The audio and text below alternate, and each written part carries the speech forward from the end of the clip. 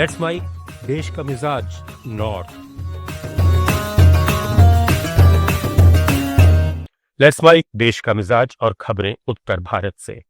उत्तर प्रदेश में लखनऊ की BrahMos aerospace unit से आज ब्रह्मोस मिसाइलों की पहली खेप रवाना हुई। रक्षा मंत्री राजनाथ सिंह और मुख्यमंत्री योगी आदित्यनाथ ने इसे सरोजनी नगर स्थित यूनिट से रवाना किया। यूनिट मिसाइल इंटीग्रेशन, टेस्टिंग और क्वालिटी एग्जामिनेशन जैसे मॉडर्न सुविधाओं से लैस है। दोनों ने सुखोई लड़ाकू विमान के जरिए ब्रह्मोस के वर्चुअल हमले को देखा। इस दौरान बूस्टर डॉकिंग प्रोसेस का भी मुआयना किया गया। एयरफ्रेम और एवियोनिक्स वारहेड भवन में पीडीआई और ब्रह्मोस सिम्युलेटर उपकरणों का एग्जीबिशन भी लगाया गया है।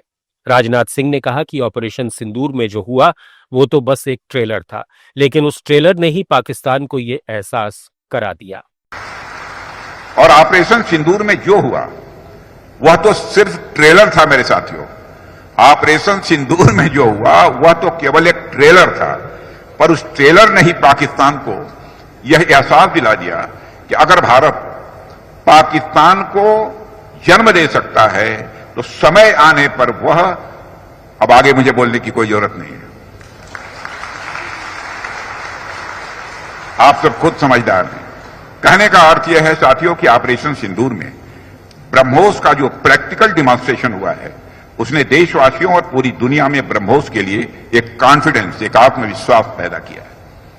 इसलिए इस कॉन्फिडेंस को बनाए रखना अब आपकी जिम्मेदारी है और देश और दुनिया की यह जो उम्मीद है यह हमारे लिए एक बहुत बड़ा अवसर भी है। आप सभी इंजीनियर्स, टेक्नीशियंस और वर्कर्स के ऊपर बड़ी रिस्पांसिबिलिटी है कि इस भरोसे पर आप खरा उतरें। दिल्ली की मुख्यमंत्री रेखा गुप्ता भाजपा कार्यालय में आयोजित दिवाली कार्यक्रम में शामिल हुई। उन्होंने कहा कि पिछले 7 महीने में हमने दिल्ली के हर वर्ग के लिए काम करने की कोशिश की है। छठ के लिए यमुना की सफाई उसी तरह की जा रही है जैसी हमारे पूर्वांचल के भाई हमसे उम्मीद करते हैं। दिवाली को भव्यता से मनाने के लिए सभी तैयारियां कर ली गई हैं।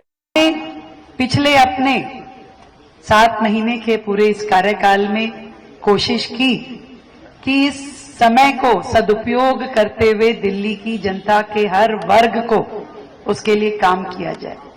तो मैं ये समझती हूँ एक और जहां यमुना की सफाई भरपूर तरीके से की जा रही है, छठ की तैयारियां की जा रही है, उसी दिव्यता के साथ में जिस दिव्यता की अपेक्षा हमसे हमारा पूर्वांचल का भाई करता है, और दूसरी ओर दिवाली जैसा महापर्व इसकी धूम पूरे देश में हो, उसका भी पूरा इंतजाम। पंजाब के अमृतसर से बिहार के सहरसा जा रही गरीब रथ ट्रेन में पंजाब के सरहिंद स्टेशन के पास आग लग गई। ये आग 19 नंबर एसी बोगी में शॉर्ट सर्किट के कारण लगी। इसमें लुधियाना के भी कई व्यापारी सफर कर रहे थे। बोगी नंबर 19 में सवार एक यात्री ने आग लगते ही ट्रेन की चेन खींच दी। अफरा तफरी के बीच ट्रेन से उतरने में कई यात्रियों को चोटें आईं। जली बोगी को अलग करने के बाद ट्रेन को अंबाला के लिए रवाना कर दिया गया।